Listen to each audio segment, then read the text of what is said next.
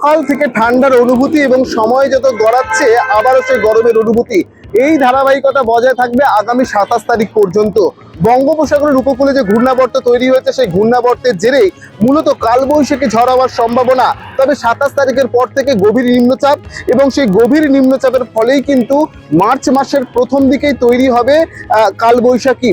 রাজ্যের বিভিন্ন জায়গায় ইতিমধ্যে তার সরাসরি প্রভাব পড়তে পারে এমনই মনে করা হচ্ছে। তবে ইতিমধ্যে কলকাতা সহ তার পার্শ্ববর্তী জায়গাগুলোতে প্রায় 34 থেকে 35 ডিগ্রি সেন্টিগ্রেড তাপমাত্রা সকাল থেকে লক্ষ্য করা যাচ্ছে। তবে রাতের তাপমাত্রা 17 থেকে 18 ডিগ্রি সেন্টিগ্রেড। তবে এই ধারা আপাতত বসন্তের অনুভূতি না হলেও কিন্তু বেশ কিছুটা সর্বোচ্চ তাপমাত্রা এবং সর্বনিম্ন তাপমাত্রার গেরোয় ক্রমশ কিন্তু কমতে শুরু করছে। তবে এই ধারাবাহিকতা আগামী 28 তারিখ পর্যন্ত বজায় থাকলেও 27 তারিখের পর থেকে কিন্তু আচমকাই গরম বৃদ্ধি পাবে, অর্থাৎ অস্বস্তি গরম কিন্তু কার্যত সময়ের অপেক্ষা বলা যায়। কলকাতা আলিপুর আবহাওয়া দপ্তর কিন্তু বারবার জানিয়েছিলেন যে এবারে কিন্তু রেকর্ড সংখ্যক গরম কিন্তু অনুভূত হবে এবং প্রশান্ত মহাসাগরীয়তে এল নিনোর প্রভাবে সরাসরি কিন্তু গরমে কার্যত নাজেহাল হবে গোটা বঙ্গ।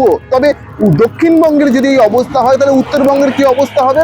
উত্তরবঙ্গে জানা যাচ্ছে যে ইতিমধ্যে ঠান্ডা পুনরায় ফিরে আসার সম্ভাবনা আপাতত আর নেই। তবে বেশ কিছু পার্বত্য এলাকায় ইতিমধ্যে যে ঠান্ডা অনুভূত হচ্ছে আগামী 28 তারিখ পর্যন্ত তার ধারা বজায় থাকলেও কিন্তু 1 মার্চ থেকে তা কিন্তু সম্পূর্ণ উধাও হয়ে যাবে। অর্থাৎ পর্যটকরা ইতিমধ্যে ফিরতে শুরু করেছে। তবে যারা বঙ্গের গরম অনুভূত করতে নাজেহাল হবে তারা কিন্তু অবশ্যই তাদের সেরা ট্রিপ হিসেবে দার্জিলিং কিংবা শিলিগুড়ি সংলগ্ন জায়গাকে বেছে নিচ্ছে খুব কম খরচে। ইতিমধ্যে বিভিন্ন জায়গাগুলোতে কিন্তু তার ইতিমধ্যে আমরা জানতে পারছি। তবে ইতিমধ্যে আপনাদের আরো একটা বিষয় জানি রাখি, কলকাতায় তাপমাত্রা যেমন বৃদ্ধি পাচ্ছে, উত্তরবঙ্গে কিন্তু এই কালবৈশাখীর প্রভাবে সরাসরি প্রভাব পড়বে এবং সেখানে কিন্তু তাপমাত্রা ক্রমশ কিন্তু বাড়বে এমনও জানা যাচ্ছে। অর্থাৎ উত্তরবঙ্গে এবং দক্ষিণবঙ্গে কিন্তু আপাতত তাপমাত্রা বাড়ার যে ইঙ্গিত সেই ইঙ্গিত আপাতত মিলেছে।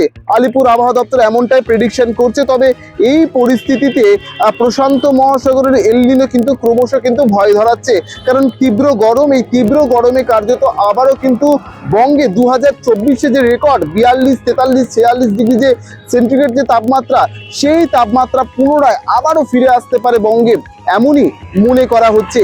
কিন্তু এই গরম থেকে বাঁচার জন্য ইতিমধ্যে চিকিৎসকরাও কিন্তু সতর্ক থাকার পরামর্শ দিতে কার্যত শুরু করেছে।